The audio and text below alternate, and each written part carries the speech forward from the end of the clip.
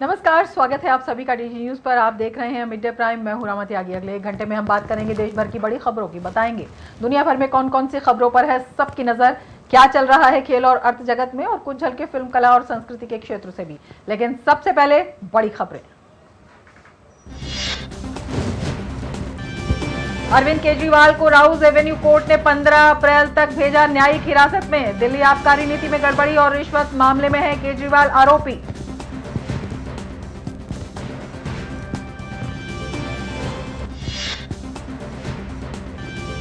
कांग्रेस को income tax department notice पर केंद्र ने सुप्रीम कोर्ट में कहा, आगामी लोकसभा चुनावों के मद्देनजर जुलाई 2024 तक कांग्रेस के खिलाफ फिलहाल कोई दंडात्मक कार्रवाई नहीं की जाएगी। आयकर विभाग ने करीब 3,567 करोड़ रुपए की आयकर मांग का थमाया है नोटिस। कच्चातीवू द्वीप श्रीलंका को सौंपे जाने में करुणानिधि ने अपनाया था दोहरा मापदंड। जनता के सामने डीएमके ने किया था विरोध, लेकिन द्वीप पर दावा छोड़ते वक्त कांग्रेस के साथ मिलाया था हाथ। तमिलनाडु के हितों को किया नजरअंदाज। प्रधानमंत्री ने ट्वीट कर एक बार फिर बोला हमला।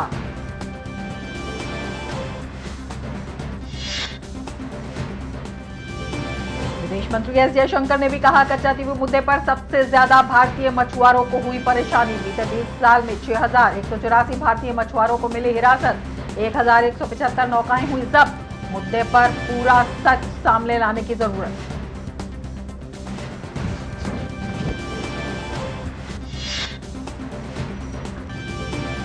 भारतीय रिजर्व बैंक स्थापना दिवस के 90 साल हुए पूरे। प्रधानमंत्री ने मुंबई में जारी किया स्मारक सिक्का। कहा, साल 2014 में डूबने की कगार पर खड़ा बैंकिंग क्षेत्र अब बन चुका है प्रॉफिटेबल।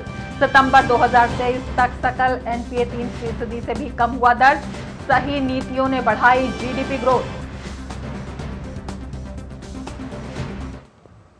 और अब बड़ी खबरों पर विस्तार से नजर।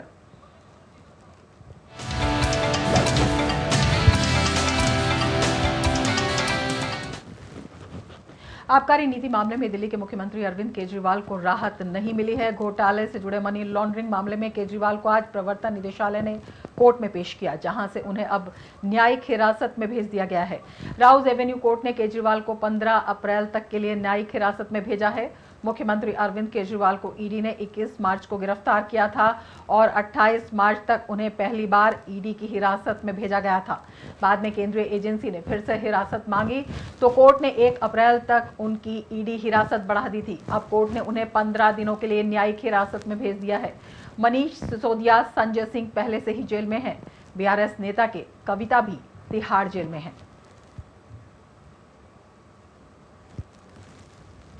बीजेपी प्रदेश अध्यक्ष वीरेंद्र सचदेवा ने कहा कि यह साफ हो गया है कि दिल्ली की जनता लूटने और युवाओं को गुमराह करने का काम किया गया है। घोटाले के आरोपी अरविंद केजरीवाल को 15 दिन की न्यायिक हिरासत में भेज दिया गया है। शराब घोटाले में दिल्ली को लूटने वाले, दिल्ली को ठगने वाले अरविंद केजरीवाल अब कट्टर ईमानदारी का दावा पेश नहीं कर सकते।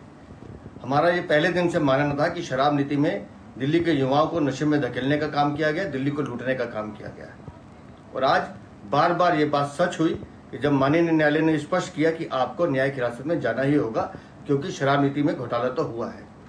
मुझे उम्मीद है कि दिल्ली की जनता अब इन नए किरदारों को भी देखेगी जिन्होंने दिल्ली को लूटने का काम किया।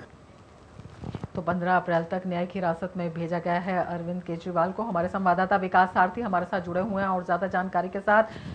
विकास, सबसे पहले आपसे जानना चाहेंगे क्या कुछ कहा कोर्ट ने? देखिए, कोर्ट ने कोई बहुत इसमें टिप्पणी या विस्तार से कोई ऐसी बात नहीं कही है। कोर्ट ने जो प्रक्रिया होती है उसके मुताबिक, क्योंकि ईडी ने कहा कि जो जांच अब तक की गई है उसमें अरविंद केजरीवाल ने कुछ बयान जरूर दिए हैं, लेकिन उनका जो पूरा रवैया है वो सहयोगात्मक नहीं है।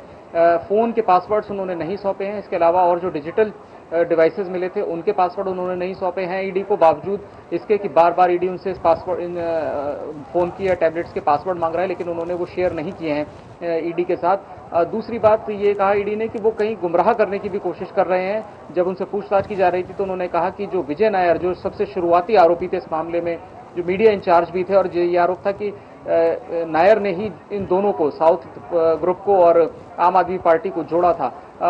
उसके बारे में ये कहना है अरविंद केजरीवाल का कि विजय नायर मुझे रिपोर्ट नहीं करते थे, वो आतिशी और सौरभ भारद्वाज को रिपोर्ट करते थे। तो ईडी ने ये कहा कि वो मिसलीड करने की कोशिश कर रहे हैं, उनसे जो सवाल पूछे जा रहे हैं, इसीलिए हम चाहते हैं कि उनको अभी न्यायिक हिरासत में रखा जाए, लेकिन आने वाले वक्त में अगर जरूरत पड़ेगी तो ईडी उनको फिर हिरासत में लेकर के पूछताछ कर सकती है, इसकी संभावना बनी रहेगी। इसीलिए फिलहाल कोर्ट ने उनको न्यायिक हिरासत में भेज दिया है 15 अप्रैल तक के लिए। कुछ मांग भी अरविंद केजरीवाल की तरफ से की गई थी कि उनको कुछ किताबें, घर का खाना, ये सारी सहूलियतें कोर्ट में जेल में दे दी जाएं। तो इस पर कोर्ट ने कहा कि वो अलग से एक आदेश पारित कर देंगे, इस पर वो उचित एप्लीकेशन दायर करें अपने वकीलों से। तो अब आने वाले दिनों में स्पष्ट हो पाएगा कि उनकी ये जो स्थिति है वो बरकरार रहेगी या उनको कोई राहत मिलने की उम्मीद है। क्योंकि अब पहले दौर की अगर हम बात करें रमा, की पूछताछ जब ईडी की हो चुकी है तो जमानत का एक विकल्प खुला है उनके लिए। जमानत मिलना ईडी के मामले में बहुत मुश्किल होता है, लेकिन अब क्योंकि अब वो न्यायिक हिरासत में, तो इस बात की पूरी उम्मीद है कि वो एक फ्रेश बेल एप्लीकेशन भी लगा सकते हैं 15 अप्रैल की सुनवाई से पहले किसी भी समय। बिल्कुल, न्यायिक हिरासत का प्रोसेस भी आपसे जानना चाहेंगे और विकास ये भी जानना चाहेंगे, जो आपने कहा है कि जो संभावना बनती है, तो ये संभावना किन वजहों से बनती है? देखिए, संभावना इसलिए बनती है कि जो हिरासत के समय भी जो बात कही जा रही थी कि ईडी ने इस बात को बताया था कोर्ट को कि क्रूशियल इन्वेस्टिगेशन होनी है, अरविंद केजरीवाल से आमना सामना कराना है, कई लोगों से काउंटर कराना है, तो वो सारी चीजें लगभग पूरी हो चुकी हैं। लेकिन अभी भी ईडी ने ये कहा है कि मामला खत्म नहीं हुआ है, पूछताछ का सिलसिला आगे भी जारी रह सकता है, क्योंकि कोऑपरेशन केजरीवाल की तरफ से नहीं किया जा रहा है। प्रक्रिया रमा ये होती है कि अब जो ईडी कस्टडी थी वो कोर्ट में ईडी इनको हैंडओवर कर देगी दिल्ली पुलिस को, जो दिल्ली पुलिस इनको तिहाड़ जेल में वहां पर ले जाकर के उनके सुपुर्द कर देगी प्रशासन के। तो न्यायिक हिरासत में, यानी कि अब आप कोर्ट की निगरानी में है, हिरासत में, जुडिशियल कस्टडी में है, ये प्रक्रिया जारी रहेगी जब तक उन्हें जमानत नहीं मिल जाती।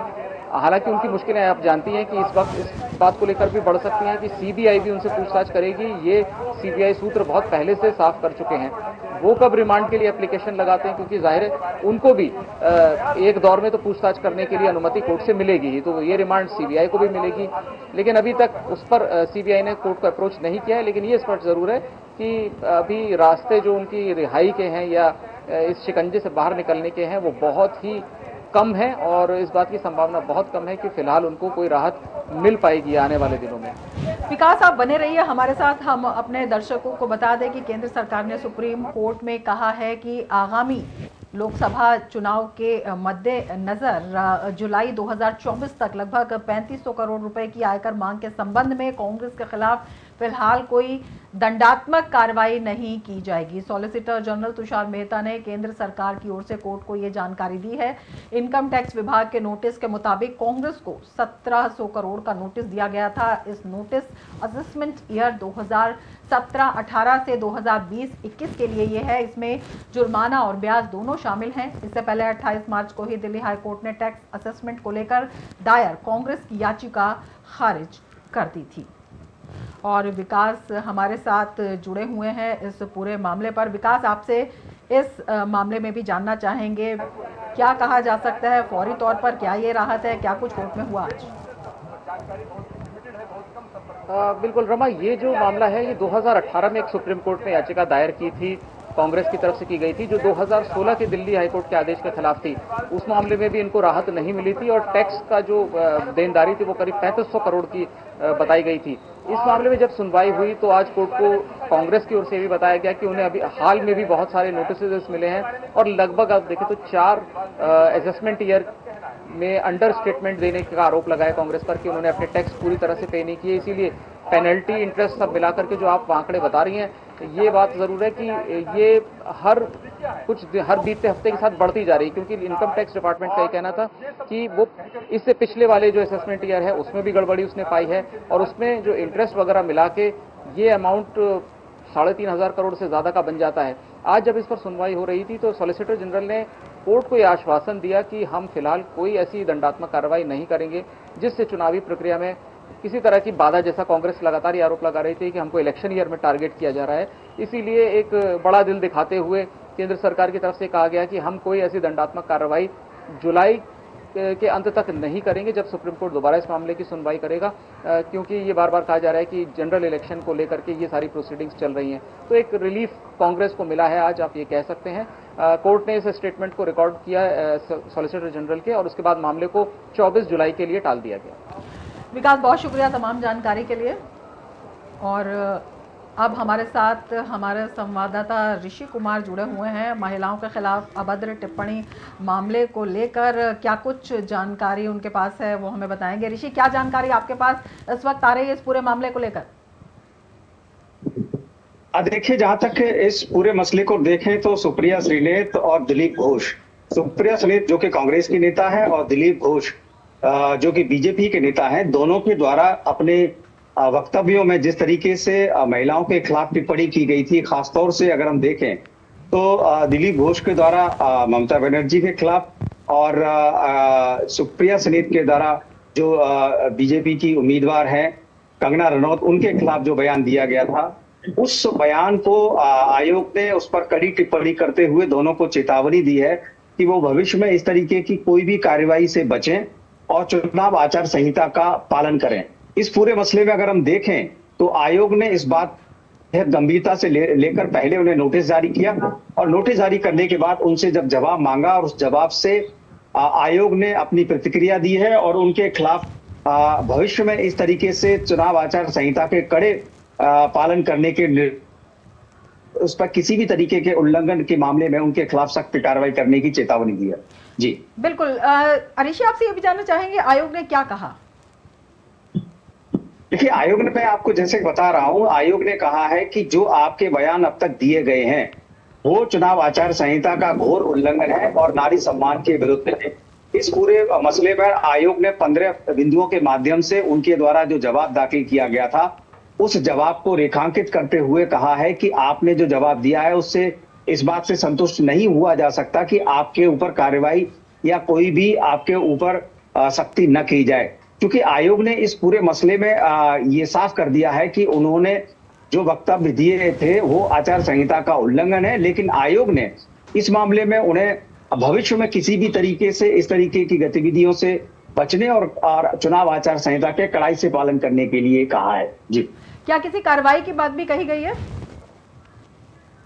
जी, अभी उस तरीके की कार्रवाई के लिए उन्हें चेतावनी दी है और कह सकते हैं कि आयोग ने प्राइमा फेसी उनके ऊपर जो बयान है, क्योंकि दोनों ही नेताओं ने इस मामले में आयोग के समक्ष अपनी जो पक्ष रखा है उस पक्ष में उन्होंने एक तरीके से ये माना है कि उनसे गलती हुई है। और सुप्रिया श्रीनेत ने तो मीडिया में ही स्वीकार कर लिया था कि उनके द्वारा किसी और के द्वारा इसको ट्विटर पर किया गया, लेकिन आयोग ने कहा कि आपके ट्विटर हैंडल से अगर कुछ हो रहा है तो उसकी जिम्मेदारी आपकी है, लेकिन जब गलती मान ली गई है तो ऐसे में आयोग ने उनसे कहा है कि आप इन सब चीजों से बचें और भविष्य में अगर कोई भी आपने इस तरीके की गतिविधि चुनाव आचार संहिता का उल्लंघन किया तो आपके खिलाफ सख्त कार्रवाई की जाएगी। जी ऋषि, बहुत शुक्रिया तमाम जानकारी के लिए। और अब आपको ले चलते हैं हम बीजेपी ऑफिस, जहां पर एक प्रेस कॉन्फ्रेंस में हम ले चलेंगे आपको, लेकिन उससे पहले ले लेते हैं एक ब्रेक। आप देखते रहिए DD news. Delivery boy has picked your order. अरे भाई, पता है भूख लगी है। 30 मिनट का मैसेज नोटिफिकेशन आया था ना। मैसेज के सारे थोड़ी बैठ सकते हैं। कल आपने कुछ शेयर्स बेचे थे ना? हाँ, तो चेक किया? मैसेज आया तो था। सिर्फ मैसेज काफी नहीं है। आप शेयर मार्केट में कोई भी ट्रांजैक्शन करते हैं ना, तो स्टॉक एक्सचेंज से आए एसएमएस या ईमेल को अपने डीमैट अकाउंट और बैंक स्टेटमेंट के साथ भी टैली कीजिए। बेटा, भूख में ना दिमाग बंद हो जाता है। सोच कर, समझ कर, इन्वेस्ट कर। ब्रेक के बाद फिर से आपका स्वागत है। और अब बात करते हैं कच्चा तिबू प्रकरण की। 1974 में उस वक्त की प्रधानमंत्री इंदिरा गांधी के द्वारा तमिलनाडु के पास स्थित कच्चा तिबू द्वीप को श्रीलंका को सौंप दिया गया था। ये जानकारी आरटीआई के माध्यम से बाहर आने के बाद पीएम मोदी ने इस मुद्दे पर कांग्रेस और डीएमके समेत इंडिया गठबंधन के नेताओं को जमकर घेरा है। पीएम मोदी ने भारत के एक अंग को काटने का आरोप लगाते हुए कहा कि कांग्रेस ने न सिर्फ तमिलनाडु के लोगों के हितों के साथ खिलवाड़ किया, बल्कि देश की संप्रभुता से भी समझौता किया है। तमिलनाडु में भारत के समुद्री तट से कुछ दूर, कुछ किलोमीटर दूरी पर श्रीलंका और तमिलनाडु के बीच में समंदर में एक टापू है, एक द्वीप है, कच्चा थीवू। 4-5 दशक पहले कह दिया कि ये द्वीप तो गैर जरूरी है, फालतू है, यहां तो कुछ होता ही नहीं है। और ये कहते हुए मां भारती का एक अंग आजाद भारत में ये कांग्रेस के लोगों ने, इंडिया अलायंस के साथियों ने मां भारती का एक अंग काट दिया। देश कांग्रेस के रवैये की कीमत आज तक चुका रहा है। भारत के मछुआरे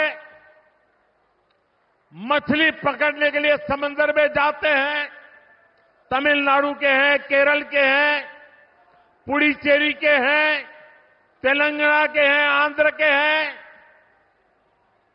इस द्वीप की तरफ जाते हैं तो इन्हें गिरफ्तार कर लिया जाता है, उनकी बोट को कब्जा कर लिया जाता है। ये कांग्रेस के पाप का परिणाम है कि हमारे मछुआरे आज भी सजा भुगतते चले जा रहे हैं। डीएमके जैसे दल जो कांग्रेस के साथी हैं, वे भी मुंह पे ताला लगा करके बैठ जाते हैं। और आइए अब सुनते हैं बीजेपी नेता बांसुरी स्वराज का संबोधन। इसके लिए भाजपा जिम्मेदार नहीं है, ये कोर्ट के ऑर्डर्स के कारण हो रहा। हेमंत सोरेन जी ने 10 समन्स का निरादर करा है और इसीलिए उनको कस्टोडियल इंटेरोगेशन के लिए लेके जाया गया। आज कोर्ट है देश के जो कह रहे हैं कि उनका केस बेल के लायक नहीं है और इसीलिए उनको बेल नहीं दी जा रही है। इसी तरह माननीय मुख्यमंत्री अरविंद केजरीवाल जी को पिछले साल 2 नवंबर 2023 से ईडी कह रही है, समन पे समन भेज रही है कि आइए और जांच में जुड़िए, लेकिन उन्होंने इस देश के कानून का उल्लंघन कर section 50 subsection 3 of the PML, जो कि अनिवार्य करता है कि अगर आपको समन भेजा गया है तो आखिर आपको जांच में जुड़ना ही है। यदि आप नहीं जुड़ते हैं तो आप सेक्शन 174 ऑफ द आईपीसी के तहत अपने खिलाफ एक नया ऑफेंस क्रिएट करते हैं। 9 समन्स का निरादर करा है माननीय मुख्यमंत्री अरविंद केजरीवाल जी ने और उसके बाद उन्होंने विवश कर दिया कि जांच एजेंसियां आए और उनको कस्टोडियल इंटेरोगेशन के लिए लेके जाए। तो मैं पूछना चाहती हूं कि कैसी उद्दंडता है कि आप भ्रष्टाचार पे भ्रष्टाचार करते जाएंगे, जब जांच एजेंसियां अपना काम करेंगी तो आप उन पर दोषारोपण करेंगे, जब इस देश की कचहरियां ये कहेंगी कि आपके खिलाफ प्राइमा फेसी एविडेंस एस्टैब्लिश हो गया है और बेल पर बेल रिजेक्ट करती जाएंगी, तो आप जाकर जनता के दरबार में उनको भ्रमित करने के लिए ऐसा फ्लॉप शो करेंगे।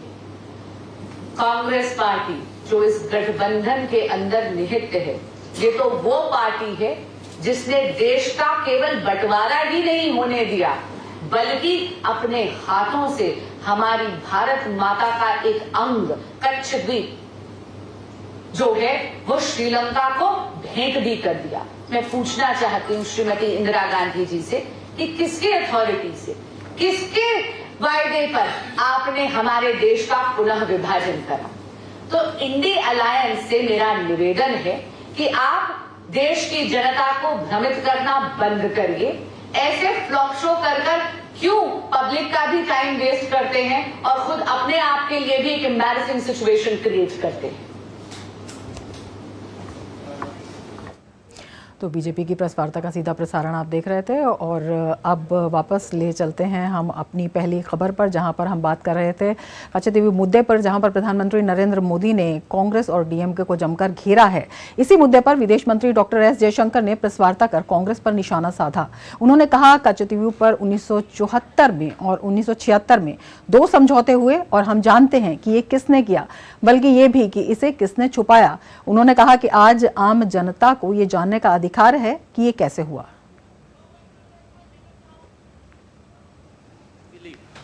That the public has a right to know. The public has a right to know how did this situation come about. How was Kachatibu, how was the 1974 agreement reached, how was Kachatibu given away, how was the fishing issue handled. Because please understand, the fishing issue actually emanated from a 1976 agreement. So there are 2 agreements we are talking about. So because these have been live issues, because they have been discussed earlier also in Parliament, 2 documents were sought from us as an RTI request. The point today is we know there are 2 agreements. We know there's a 1974 agreement. We know there is a 1976 agreement. We know who did this. How has this situation arisen? What we do not know is who hid this, who has been party to it, what has been concealed from the public, and we believe it is the right of the public today to know how did this situation come about.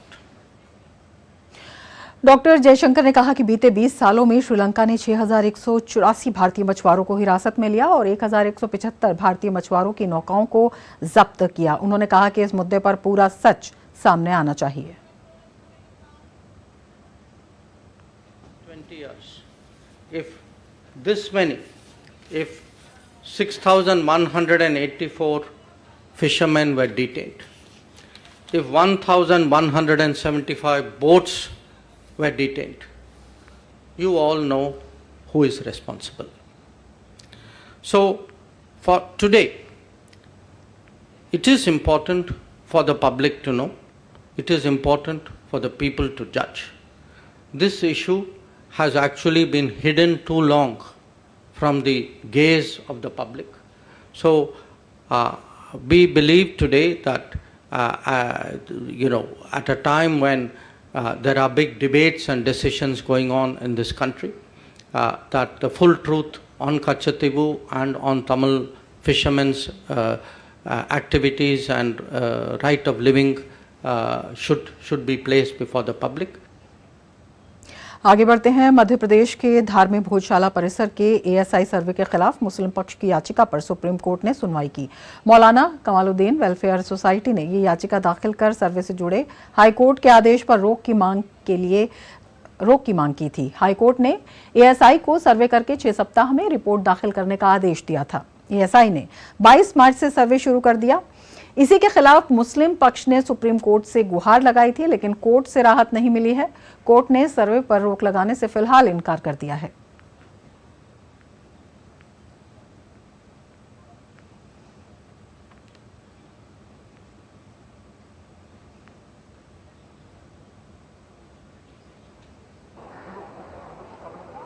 तो supreme court ने सर्वे पर रोक लगाने से इनकार कर दिया है। भोजशाला परिसर पर सर्वे जारी रहेगा और ये अपने आप में काफ़ी महत्वपूर्ण है। विकास हमारे साथ जुड़े हुए हैं इस पूरी जानकारी के साथ। विकास, भोजशाला मामले पर कोर्ट ने कहा है कि सर्वे जारी रहेगा, क्या कुछ जानकारी है, क्या कुछ विस्तार से कोर्ट ने कहा इस पर? बिल्कुल रमा, कोर्ट ने फिलहाल किसी भी तरह की रोक लगाने से इनकार कर दिया है और आप देखें तो ये भी लगभग जैसे ज्ञानव्यापी में हमने कार्रवाई देखी थी कि एएसआई का सर्वे वगैरह जो है वो चलता रहेगा। और हालांकि कोर्ट ने ये जरूर कहा है कि जो अंतिम निर्णय है इस सर्वे की रिपोर्ट पर कोई कार्रवाई नहीं की जाएगी। आप सर्वे करें, रिपोर्ट कंपाइल करें, वो अपनी कार्रवाई को आप हाईकोर्ट में जारी रखें। इस बीच में हालांकि ये जो याचिका थी इस पर कोर्ट ने सेंटर को, राज्य सरकार को और एएसआई को नोटिस भी जारी किया है और 22 मार्च से यहाँ पर ये सर्वे का काम शुरू हो गया था रमा, जैसा कि हाई कोर्ट ने जिस तरह के निर्देश दिए थे एएसआई को। और ये एक बात कोर्ट ने हालांकि जरूर जोड़ी है कि जो सर्वे होगा उसमें जो अभी एग्जिस्टिंग स्ट्रक्चर है उसको किसी तरह का नुकसान नहीं पहुंचना चाहिए, यानी कहीं किसी दीवार को या जमीन को कहीं पे खुदाई ना की जाए, किसी तरह का कोई नुकसान ना पहुंचे स्ट्रक्चर को, ये बात एएसआई इस पर ध्यान दे। लेकिन जो तुरंत रोक लगाने की जो मांग थी, जो अंतरिम राहत मांगी जा रही थी, उसको कोर्ट ने फिलहाल नहीं माना है। अब ये रिपोर्ट तैयार होने के बाद हाईकोर्ट में जो कार्रवाई वो चलती रहेगी, लेकिन उसके बाद उस पर अमल नहीं होगा, ये सुप्रीम कोर्ट ने कह दिया है।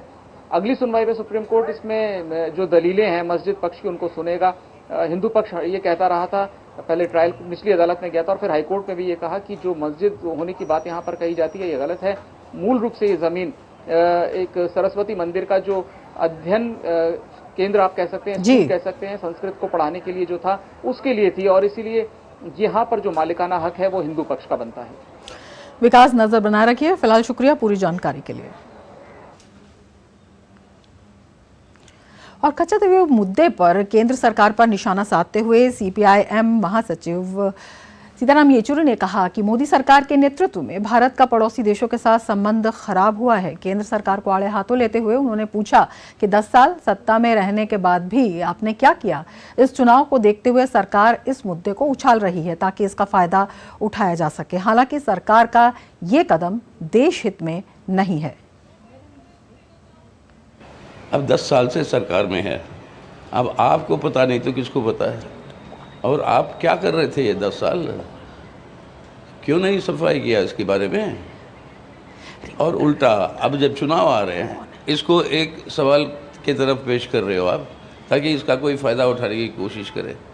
इसका कोई उनको फ़ायदा मिलने वाला नहीं है। इस तरीके से पड़ोसी देशों के साथ संबंधों को बिगाड़ने वाली बात, ये हम समझते हैं कि देश के हित में नहीं है। और ज़्यादा जानकारी के साथ हमारे संवाददाता रितेश हमारे साथ जुड़े हुए हैं। रितेश, आपसे ये जानना चाहेंगे, हालांकि बीजेपी इस मुद्दे पर इंडी गठबंधन को पूरी तरह से घेर रही है, लेकिन जिस तरह से हमने सीपीआईएम को देखा, इनके भी अपने तर्क हैं। क्या कुछ जानकारी सामने आ रही है? जी देखिए, अभी चुनाव का मौसम चल रहा है और चुनाव के मौसम में इस मुद्दे का बाहर आना कई लोगों की तरफ से राजनीतिक प्रतिक्रिया आ रही है। और मैं सीधी बात बताऊं कि तमिलनाडु में अब इस विषय को लेकर के, और इस विषय क्या चुनाव को लेकर के 3 धड़े। पहला तो एनडीए गठबंधन, दूसरा इंडिया गठबंधन, और तीसरा धड़ा जो है जो रीजनल पार्टी जो एआईडीएमके डीएमके के बाद तमिलनाडु में 2 प्रमुख राजनीतिक पार्टियां, द्रमुक पार्टियां जो कहले जाते हैं, एक द्रमुक है एक अन्ना द्रमुक है। तो एक भाजपा से अलग होकर के जब अन्ना द्रमुक एक पार्टी अभी है तो उसका एक धड़ा है, और ये 3 धड़ों पे अलग अलग रुख है। सबसे पहली बात मैं बताना चाहूंगा कि जब से प्रधानमंत्री जी ने ये ट्वीट किया है उसके बाद से ये मुद्दा काफी उछाल में आया और काफी चर्चा का विषय बना रहा है। और इस विषय पर भाजपा के नेताओं की स्पष्ट राय है कि ये कांग्रेस की गलती है। कांग्रेस ने कई और इतिहास देखा जाए तो कांग्रेस ने कई और गलतियां की हैं, जिसकी वजह से हमें कई कश्मीर देख लीजिए, पाक ऑक्युपाइड कश्मीर, अक्साई चीन, तो अब ये कचहरी का मामला आ रहा। और ये इस मुद्दे पर जो भाजपा अपना रुख स्पष्ट कर रही है कि ये कांग्रेस की गलती है, तो वहीं दूसरी तरफ जो द्रमुक पार्टी इंडिया गठबंधन है, कल मुख्यमंत्री स्टालिन ने भी कहा कि प्रधानमंत्री को यह मुद्दा आज क्यों याद आ रहा है। वो पिछले 10 सालों से सरकार में हैं, और अगर वो चाहते इस चीज का सॉल्यूशन होना, इस चीज का निवारण होना, तो 10 सालों में उन्होंने कर दिया होता। और वो मछुआरों के हित के बारे में, मछुआरों के बारे में बता रहे हैं कि उनको काफी सारी परेशानी झेलनी पड़ती है, तो ये उन्हें आज क्यों याद आ रहा है। वहीं दूसरी तरफ एआईडीएमके ने स्पष्ट अपनी तरफ से अपने कहा है कि एआईडीएमके के अभी साउथ चेन्नई के उम्मीदवार हैं जयवर्धन, जो तमिलनाडु के फिशरीज मिनिस्टर, पूर्व मत्स्य विभाग के मंत्री जय कुमार के बेटे हैं। उनका यह कहना है कि एआईडीएमके हमेशा से इस मुद्दे को लेकर के सजग रहा है, और उसने जयललिता के कार्यकाल के दौरान ही उन्होंने सुप्रीम कोर्ट में एक याचिका दायर की थी जो अभी भी लंबित है इस कचहरी को लेकर के। और मैंने जब यहाँ स्थानीय नेताओं और मछुआरों फिशरमैन एसोसिएशन के नेता से बात की, तो उनका ये कहना है कि प्रधानमंत्री जब 2014 में यहाँ आए थे तभी उन्होंने कहा था कि मछुआरों के लिए जब वो मछली पकड़ने जाते हैं तो समुद्री सीमा में उनके लिए सबसे बड़ी परेशानी होती है कि उनको श्रीलंकाई कोस्ट गार्ड पकड़ लेते हैं और उस इलाके में जाने से जब भी उनको रोक दिया जाता है या उनके बोट जब्त कर लिए जाते हैं। तो ये मुद्दा उन्होंने कहा था कि इसका स्थायी समाधान करेंगे, लेकिन अब तक क्या हुआ? रितेश हमारे साथ बने रहिए, हमारे साथ खास मेहमान भी जुड़े हुए हैं, अतुल अनेजा जी हमारे साथ जुड़े हुए हैं। अनेजा जी आपके पास आना चाहेंगे और आपसे ये जानना चाहेंगे, हालांकि जो राजनीतिक बयानबाजी है इस पर काफ़ी हो रही है और सभी दलों के अपने अपने तर्क हैं, लेकिन आपसे ये जानना चाहेंगे कि क्यों ये मुद्दा जनता के सामने आना चाहिए, कितना गंभीर ये मुद्दा है, किस तरह से जो राष्ट्रहित है उससे जुड़ा हुआ है? रमा जी, ये आपकी बात बिल्कुल सही है कि हमें इसको राजनीतिक एक तरह से दृष्टिकोण से नहीं देखना है, लेकिन एक नेशनल इशू है और ये किसी पार्टी का मुद्दा नहीं है। ये बहुत ज़रूरी है। फूड सिक्योरिटी, एम्प्लॉयमेंट, मछुआरों का जो रोज़गार है उससे जुड़ी हुई बात है, तमिलनाडु से जो और वहाँ से जो मछुआरे जाते हैं। तो मुझे लगता है कि इस इशू को पूरी तरह से, पूरी गंभीरता से इसको वापस लाना चाहिए और श्रीलंका सरकार के साथ एक बातचीत का दौर इस पर शुरू हो जाना चाहिए। जो भारत का पक्ष है, हम अपने भारत का पक्ष रखें और वो बातचीत के साथ साथ हमारा एक इस समस्या का हल निकलना चाहिए, क्योंकि ये बहुत बड़ी, इसमें फूड सिक्योरिटी से लेके और रोज़गार, एक तरह से सर्वाइवल की बात आ जाती है। जो मछुआरे हमारी कम्युनिटी काफ़ी बड़ी तादाद में है, इससे जो यहाँ समुद्री जहाँ जाते हैं वाटर्स में और फिर वो पकड़े जाते हैं। तो मुझे लगता है एक डायलॉग प्रोसेस श्रीलंका के साथ इसका शुरू होना चाहिए और ये पॉसिबल इसलिए है क्योंकि हमारे श्रीलंका के साथ अदरवाइज हमारे संबंध बहुत घनिष्ठ हैं। जब विपदा आई है श्रीलंका के ऊपर, भारत ने पूरी मदद की है जी। तो मुझे लगता है कि ये बात अब टाइम आ गया है कि इसके ऊपर इसको रीओपन किया जाए और एक नया हल इसका निकाला जाए बातचीत के दौर से। बिल्कुल, अगर इसके इतिहास में भी जाएंगे अतुल जी, हम आपसे ये समझना चाहेंगे 1974 में जिस तरह से ये समझौता हुआ, जो इसकी शर्तें तय की गई, वो उस वक्त की मजबूरी थी या कहीं ना कहीं कुछ भूल हुई, कुछ चूक हुई? क्या लगता है आपको?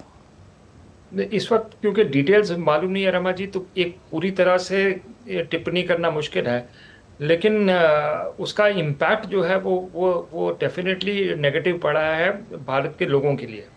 तो एक तरह से इसको एग्जामिन करना चाहिए। तो मुझे लगता है कि ये उस तरफ जा रहा है कि ये एक बहुत आसानी से इसमें सैक्रिफाइस किया गया है नेशनल इंटरेस्ट। उस तरह की सर्कमस्टांसेस 74 की बात आप कह रही हैं, 74 के बाद में जी भारत एक तरह से हाई पे था, 71 की लड़ाई जीती थी और हम आगे निकल रहे थे। तो मुझे लगता है कि उस दौर में हमें एक हार्ड नेगोशिएशंस करने की ज़रूरत थी और सबसे बड़ी बात यह है कि आप राष्ट्रहित पहले देखते हैं और फिर बाकी बातें आती हैं। हम चाहते हैं कि विन विन सोल्यूशन हो, ये ना हो कि श्रीलंका वालों को भी प्रॉब्लम आए इसके अंदर, लेकिन मुझे लगता है कि नेगोशिएट करके अपने राष्ट्रहित आपका सबसे पहले है, उसको सेफगार्ड करके अगर आप उदारता दिखा सकते हैं तो ज़रूर दिखाएं। लेकिन किसी भी सरकार का ये है कि अपने लोगों के प्रति के उनके जो इंटरेस्ट हैं वो पहले आते हैं। तो मुझे लगता है कि ये इसको रिविजिट करने की ज़रूरत है। तो हो सकता है कि उस टाइम की नेगोशिएशंस जो हो वो इन तरह से इस रियल पॉलिटिक और राष्ट्रहित को देख के नहीं हुई है और कोई कंसिडरेशंस हो सकती हैं जिसके बारे में अभी जानकारी नहीं है रमा जी। कहीं ना कहीं आप मानते हैं कि जो नेशनल इंटरेस्ट था उसको सैक्रिफाइस किया गया। आपसे ये भी जानना चाहेंगे, मछुआरों के हित तो इससे जुड़े ही हैं, इम्पैक्ट की आपने बात की है, एक बड़ा इम्पैक्ट पड़ा भी है, विदेश मंत्री एस जयशंकर ने विस्तार से उसके बारे में बताया है। स्ट्रेटेजिक पॉइंट ऑफ व्यू से भी कितना इंपॉर्टेंट है? स्ट्रैटेजिक पॉइंट ऑफ व्यू से बिल्कुल, अब ब्लू इकोनॉमी की बात करते हैं, हम इंडियन ओशन की बात करते हैं, तो ये श्रीलंका तो बिल्कुल साथ में जुड़ा ही हुआ है और इसकी और इस टापू की और क्या स्ट्रैटेजिक इम्प्लीकेशंस हो सकती हैं वो भी इम्पोर्टेंट है, क्योंकि इससे और बड़े मुद्दे जुड़ जाते हैं। आपका स्पेशल इकोनॉमिक जोन का साइज़ वगैरह काफ़ी चीज़ें इसके साथ जुड़ती हैं। तो भारत की जो इंडियन ओशन नीति है उसको लेके इस टापू के बारे में ये इसकी और इम्प्लीकेशन है। सिर्फ एक मछुआरों वाला इंसिडेंट नहीं, आपने ठीक कहा, लेकिन और जियो स्ट्रैटेजिक इम्प्लीकेशंस हो सकती हैं। इसके आगे अगर हम करें, सर्वे करें और अगर हम देखें उसके नीचे सीबेड रिसोर्सेज क्या क्या है, ब्लू इकोनॉमी के अंदर आता है, ऑयल एंड गैस की अगर कोई क्षमता है वो है। तीसरी बात जो है वो ये सारे टापू जो श्रीलंका के साथ हैं, इसके साथ जो कमर्शियल सी रूट्स हैं, सी लाइन्स हैं, सी लेन्स जा रही हैं, तो इसके ऊपर जिसके हक में जाएगा तो वो उसके ऊपर भी इम्पैक्ट आता है कि सी लाइन्स ऑफ कम्युनिकेशन के ऊपर आप एक तरह से आपका कंट्रोल भी आता है अगर आपका ये आइलैंड टेरिटरीज के ऊपर अगर वो आपकी टेरिटरी गिनी जाए। तो कई तरह से जियो इकोनॉमिक, जियो पोलिटिकल प्रिज्म से भी ये बहुत इम्पॉर्टेंट है कि ऐसे टापू को आप छोड़ नहीं सकते। तीसरी बात हम देख रहे हैं कि इंडियन ओशन इस वक्त बहुत कंटेस्टेड टेरिटरी में है, चीन इसमें आ रहा है बड़े पैमाने में, और इंडो पैसिफिक की बात करें तो सारी आइलैंड टेरिटरीज बहुत इंपॉर्टेंट हो जाती हैं लॉ ऑफ द सी को देख के। तो रमा जी, ये सारे मुद्दे देख के आपको एक होलिस्टिक अप्रोच नेशनल इंटरेस्ट को देख के इसके ऊपर बनानी पड़ती है। आप एक तरफ से फ्लिपेंटली किसी को ये कर दे नहीं सकते। कोई भी आपका टेरिटरी का हिस्सा हो, समुद्री हो चाहे आपका लैंड कॉरिडोर्स को लेके हो, लैंड टेरिटरी को लेके हो, क्योंकि इसकी बड़ी इम्प्लीकेशंस होती है और जनरेशंस टू कम को फिर उनको भुगतान देना पड़ता है ऐसी गलतियों का। पूरी तरह से इसके ऊपर जो है रिव्यू की जरूरत है।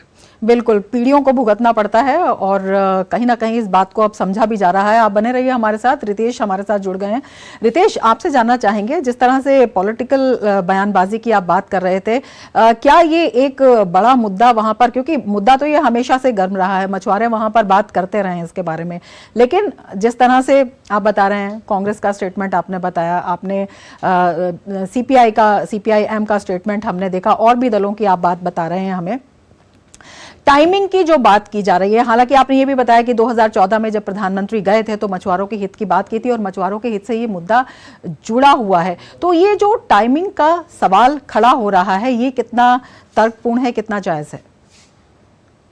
देखिए, इस बात से तो इनकार नहीं किया जा सकता कि तमिलनाडु के लिए ये एक बड़ा मुद्दा है, क्योंकि तमिलनाडु जो है कोस्टल एरिया से घिरा हुआ है। आपको यहाँ पे, और यहाँ कोस्टल एरिया से घिरे होने के कारण क्या होता है कि आप मछुआरों की एक्टिविटी ज्यादा होती है, और श्रीलंकाई सीमा पास में होने के कारण ये लोग जाने अनजाने में सीमा क्रॉस करते हैं, जिसके कारण इनको कोप का भाजन भी बनना पड़ता है। क्योंकि आप अगर एक अपनी सीमा लांघ करके दूसरे देश की सीमा में जाएंगे, चाहे वो जमीनी सीमा हो या समुद्री सीमा हो या वायु सीमा हो, तो इसमें आपको दूसरे देश जो है वो प्रतिबंध लगाता है, या फिर आप जाने अनजाने में जा सकते हैं तो वहां की सेना या वहां के अधिकारी आपको बंदी बना लेते हैं। और ये हमेशा से, ये आज की समस्या नहीं है, तमिलनाडु में मछुआरों के लिए ये समस्या काफी पुरानी है।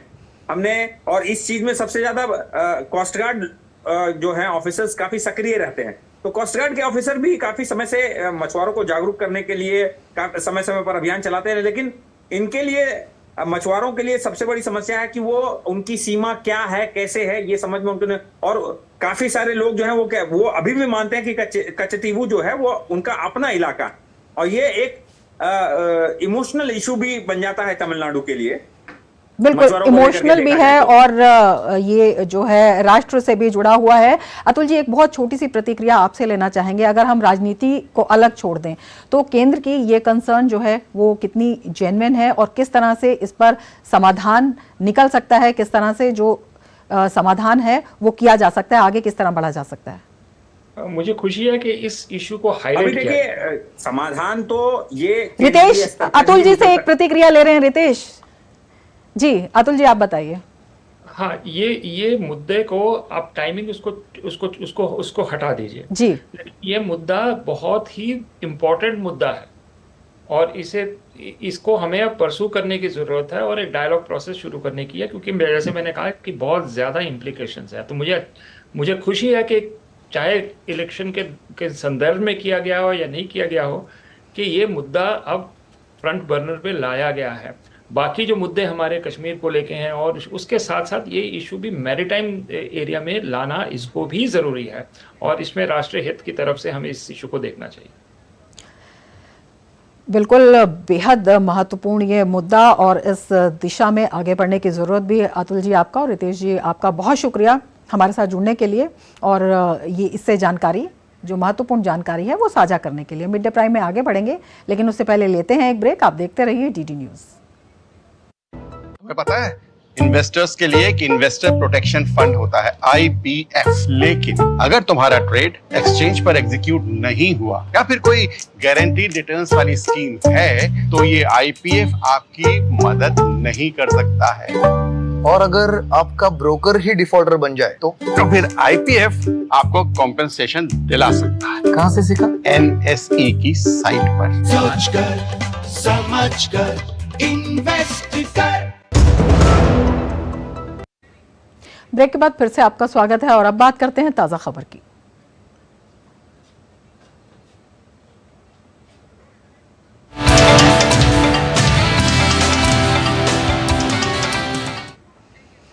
और सीधे अब आपको ले चलते हैं भाजपा की प्रेस वार्ता में। आधारों का भी उपयोग करने का प्रयास किया गया, परंतु आज न्यायालय ने जो निर्णय सुनाया है वो तथ्यात्मक आधार पर है। तथ्यात्मक आधार पर दिल्ली के मुख्यमंत्री श्री अरविंद केजरीवाल जी को 15 दिन की न्यायिक हिरासत में भेजा गया है, परंतु इस तथ्यात्मक आधार से बड़ा संवैधानिक और नैतिक प्रश्न खड़ा हो रहा है, क्योंकि वो हिरासत से सत्ता की सियासत करने वाले मुख्यमंत्री तो रह ही चुके थे और अब अभी तक उन्होंने जुडिशियल कस्टडी के बाद भी कोई उत्तर नहीं दिया है। इससे यह बहुत साफ हो जाता है कि सारा विपक्ष जिन आरोपी को बचाने के लिए प्रयास कर रहा था, न्यायालय की दृष्टि में वो गंभीर आरोप हैं, और जो लोग केवल बयानबाजी करने का प्रयास करते हैं, यह विषय सिर्फ एक कानून या नियम का नहीं है। निश्चित रूप से न्यायालय के समक्ष कुछ ऐसे तथ्य रहे होंगे जो ना आपके संज्ञान में है ना हमारे संज्ञान में है, जिनके आधार के ऊपर यह निर्णय लिया गया। अतः हमारे विपक्षी दल जो निरर्थक और अनर्गल बयानबाजी करते हैं, उन्हें इन गंभीर तथ्यों पर विचार करना चाहिए और न्यायालय ने अपना इस विषय पर अभिमत दे दिया है।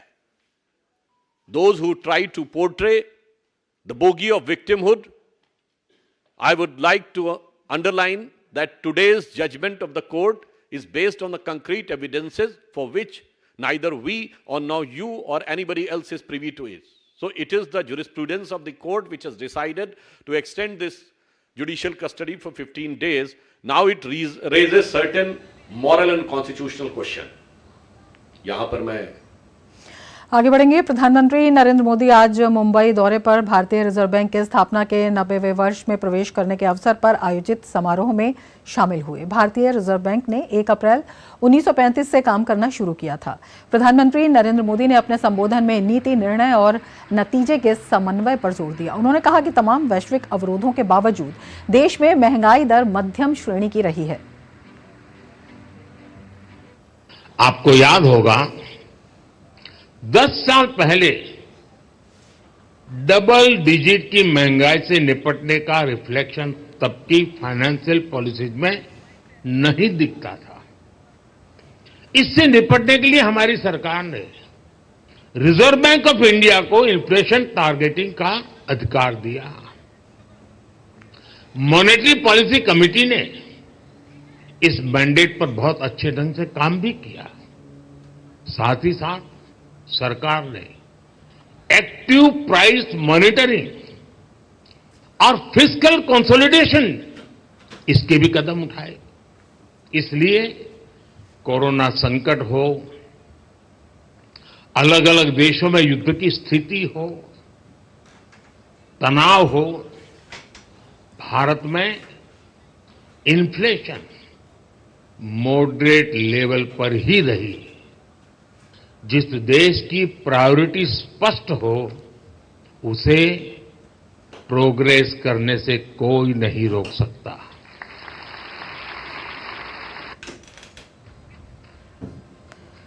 पीएम मोदी ने इस मौके पर एक स्मारक सिक्का भी जारी किया। प्रधानमंत्री नरेंद्र मोदी ने देश में पर्यटन के क्षेत्र में बढ़ते अवसरों का उल्लेख किया। उन्होंने आरबीआई से इस क्षेत्र को बढ़ावा देने के लिए विशेषज्ञता बनाने की अपील की।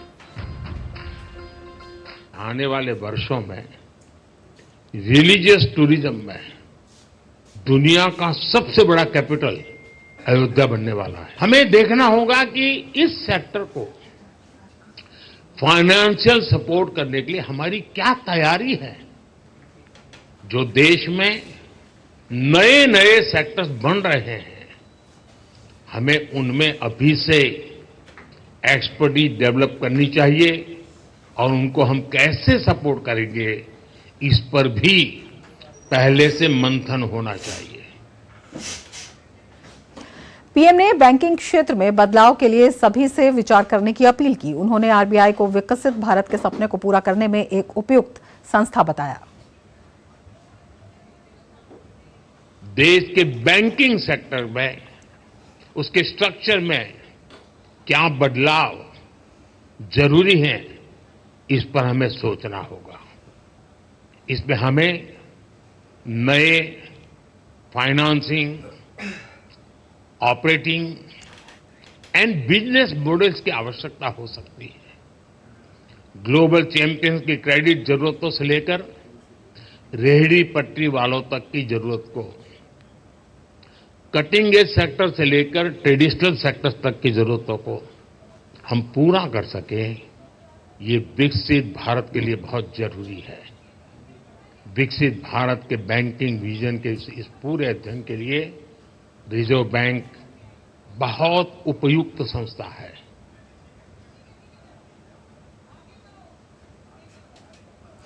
प्रधानमंत्री नरेंद्र मोदी ने जो संबोधन दिया उसमें अपने आप में बेहद महत्वपूर्ण बातें कही। भारतीय रिजर्व बैंक आज अपने 90वें साल में प्रवेश कर चुका है। आरबीआई रेट 90 कार्यक्रम को संबोधित करते हुए केंद्रीय वित्त मंत्री निर्मला सीतारमण ने कहा, बैंक ऑफ इंटरनेशनल सेटलमेंट्स ने संचार नीति का उपयोग करके महंगाई दरों को नियंत्रित करने में आरबीआई द्वारा निभाई गई महत्वपूर्ण भूमिका का उल्लेख किया है। आरबीआई द्वारा उठाए गए कदम से अर्थव्यवस्था में विश्वास पैदा हुआ।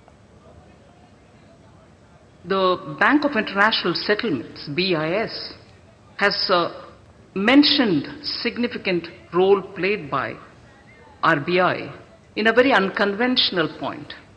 RBI's role in anchoring inflation expectations using communication policy is significant, is what the BIS has said. Apart from forward guidance, it was used for explaining the rationale. The policy of communication management has been used for explaining the rationale for the measures taken by the RBI. Thus, in the economy, confidence was built, and then optimism, if I can say so, optimism has been held up even during pandemic. और अब आपको ले चलते हैं BJP की press वार्ता में, जिसे शाजिया इल्मी संबोधित कर रही हैं। साथियों के साथ क्या कुछ किया, एक एक करके सबके साथ विश्वासघात किया। गुरु अन्ना जी के बारे में तो बताया ही सुधांशु भाई ने, लेकिन एक एक करके आपने देखा, चाहे वो योगेंद्र यादव हो, प्रशांत भूषण हो, सबसे पहले मैं इससे निकली, मयंक गांधी हो, और ऐसे बहुत सारे लोग बिछड़े सभी बारी बारी। ये तो बात है पुराने साथियों की, जिसमें एडमिरल रामदास जो कि अंदर के उनके लोकपाल थे, उनको भी बड़े बेआबरू होके कूचे से निकाला गया। अब साथियों सोचे नए साथियों की बात करते हैं। सुनीता भाभी ने कहा था सबसे पहले कि ऐसे कुछ खुलासे हैं जो केजरीवाल जी कल कोर्ट में करेंगे। अब सोचने वाली बात है, अगर इतने पुख्ता सबूत और खुलासे थे तो भाई मनीष सिसोदिया तो 1 साल 2 महीने से जेल में सड़ रहे हैं, उनके पक्ष में क्यों नहीं किए? संजय सिंह उनके प्रिय साथी, उनके पक्ष में नहीं किए। और अब एक और बात जो पता चल रही है, सूत्रों के हवाले से नहीं, बाकायदा रिमांड कॉपी में भी इसका जिक्र है, कि अब उनका बयान ये है कि आतिशी मरलीना जी, जो कभी मरलीना होती हैं कभी आतिशी सिंह होती हैं, और सौरभ भारद्वाज जी बाकायदा वो रिपोर्ट करते थे विजय नायर को। विजय नायर कौन? वही मीडिया सलाहकार। कौन मीडिया सलाहकार? जिसने बाकायदा समीर महेंद्रू से फोन करवाया था केजरीवाल जी को, जिसके बारे में केजरीवाल जी ने क्या कहा था, हाँ ये मेरा ही लड़का है। सोचने वाली बात है साथियों। पुराने साथियों के साथ जो किया वो किया, अब नए साथियों का क्या हर्ष हो रहा है और क्या हशर होने वाला है, आपको बहुत जल्दी पता चल जाएगा। धन्यवाद। बहुत बहुत धन्यवाद। देखिए, आज लूट, झूठ और शूट और स्कूट को एक बार फिर से करारा जवाब मिला है, और सवाल इस मंच से एक ही है कि दिल्ली वासी तो कह रहे हैं कि दिल्ली की क्या हालत हो गई, भगवान कितना बदल गया ये इंसान। इसी रामलीला में मैदान में हमने प्रत्यक्ष देखा है कि किस प्रकार से सियासी धर्मांतरण इतने छोटे अवधि में किसी का अगर हुआ है तो स्वराज से शराब तक, अन्ना से लालू तक, झाड़ू से दारू तक और इस्तीफा मांगने वालों से इस्तीफा नहीं दूंगा तक। आज इस्तीफा कब सौंपेंगे अरविंद केजरीवाल? क्योंकि यही थे ना Arvind Kejriwal, constitutional legal position छोड़ दीजिए, मोरालिटी के आधार पर किसी पर आरोप लगता था, केवल आरोप लगता था, तो इसी रामलीला मैदान में जहां पर शाजिया जी हुआ करती थी वहां पर ये लोग रोज नारे लगाते थे कि भाई अगर इस्तीफा देना है तो अभी दे दीजिए एक्यूजेशन लगने पर। और लालू जी का मांगा, सोनिया जी का मांगा, राहुल जी का मांगा, अखिलेश जी का मांगा, सबका मांगा। आज उन्हीं राहुल जी, लालू जी, सोनिया जी, तेजस्वी जी के साथ खड़े होकर कह रहे हैं कि मैं इस्तीफा नहीं दूंगा। तो कितना बदल गया है इंसान। इंडिया अगेंस्ट करप्शन से शुरू किया था, आज जस्टिफिकेशन ऑफ करप्शन पे आ गए। भ्रष्टाचार हटाओ से शुरू किया था, आज भ्रष्टाचार बचाओ पर आ गए। और देखिए, आज 2-3 विषयों पर मैं बोलना चाहता हूं। जो भी तर्क के लोग पिछले 3, 4, 5 दिन से कह रहे हैं, ये सारे तर्क कोर्ट के सामने रखे गए। High court, supreme court, lower court, सब जगह तर्क रखे गए हैं। कोर्ट से राहत नहीं मिल रही है इनको।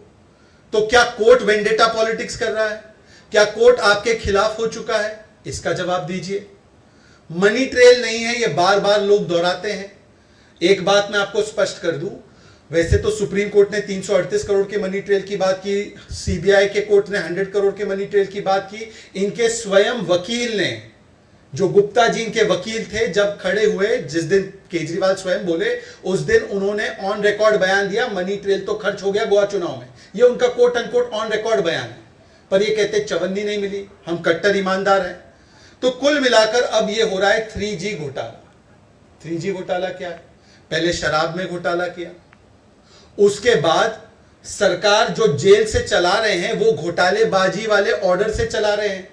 आज तक वो सीएमओ के ऑर्डर पर एक स्पष्ट जवाब नहीं आया है कि वो ऑर्डर जारी हुआ कैसे, किया किसने, किसने वहां पर सूचना दी सीएमओ को, कौन सा लिखित आदेश पारित हुआ, किस कोर्ट के आदेश से वो आदेश गया, कोई जवाब नहीं।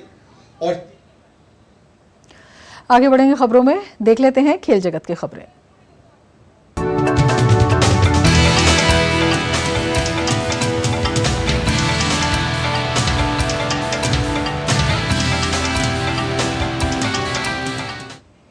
और खेल की खबरों को लिए गौरव हमारे साथ जुड़ चुके हैं। गौरव, क्या कुछ खास खेल की खबरों में आज?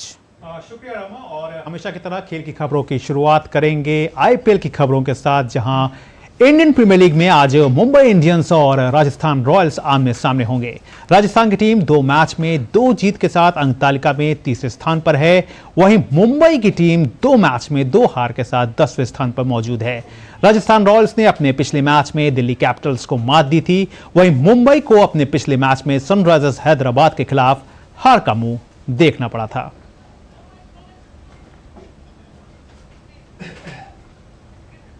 वहीं इंडियन प्रीमियर लीग में कल खेले गए मैच में दिल्ली कैपिटल्स ने चेन्नई सुपर किंग्स को 20 रन से हराकर अपनी पहली जीत जो है वो दर्ज की। टॉस जीतकर पहले बल्लेबाजी करते हुए दिल्ली कैपिटल्स ने 5 विकेट पर 191 रन बनाए। दिल्ली की तरफ से डेविड वार्नर और कप्तान ऋषभ पंत ने अर्धशतक लगाए। जवाब में चेन्नई सुपर किंग्स की टीम 20 ओवर में 6 विकेट पर 171 रन ही बना सकी। चेन्नई के लिए सबसे ज्यादा 45 रन अजिंक्य रहाणे ने बनाए। और क्रिकेट के बाद अब बात कर लेते हैं टेनिस की, जहां यानिक सिनर ने ग्रिगोर दिमित्रोव को हराकर मियामी ओपन का पुरुष एकल वर्ग का खिताब जीत लिया है। सिनर ने दिमित्रोव को 6-3, 6-1 से शिकस्त दी। यह पहला मौका है जब सिनर ने मियामी ओपन जीता है। ऑस्ट्रेलियन ओपन चैंपियन सिनर ने पिछले 26 में से 25 मैच जीतने में कामयाबी पाई है। वे पिछले साल के यूएस ओपन के बाद सिर्फ 3 मैच हारे हैं। और अब बात करते हैं फुटबॉल की, जहां इंग्लिश प्रीमियर लीग में रविवार को आर्सेनल और मैन सिटी के बीच खेला गया मैच गोल रहित ड्रॉ रहा। इस ड्रॉ के बाद आर्सेनल की टीम दूसरे स्थान पर है, वहीं मौजूदा चैंपियन सिटी तीसरे स्थान पर मौजूद है। बात करें लिवरपूल की, तो लिवरपूल की टीम ने प्रीमियर लीग में सप्ताह का अंत शीर्ष पर रहते हुए किया है। लिवरपूल ने ब्राइटन को 2-1 से मात दी। और अब बात कर लेते हैं रियल मैड्रिड की। रियल मैड्रिड ने चैंपियंस लीग में मैन सिटी से भिड़ने से पहले जीत दर्ज करने में कामयाबी हासिल की। रियल मैड्रिड ने ला लीगा में एथलेटिक बिलबाओ को शिकस्त दी। तो रमा, ये थी खेल जगत से जुड़ी हुई तमाम बड़ी खबरें। वापस एक बार फिर से आपके पास। बहुत शुक्रिया गौरव तमाम खबरों की जानकारी के लिए। और इसके साथ ही मिड डे प्राइम में फिलहाल इतना ही। दीजिए इजाजत, नमस्कार।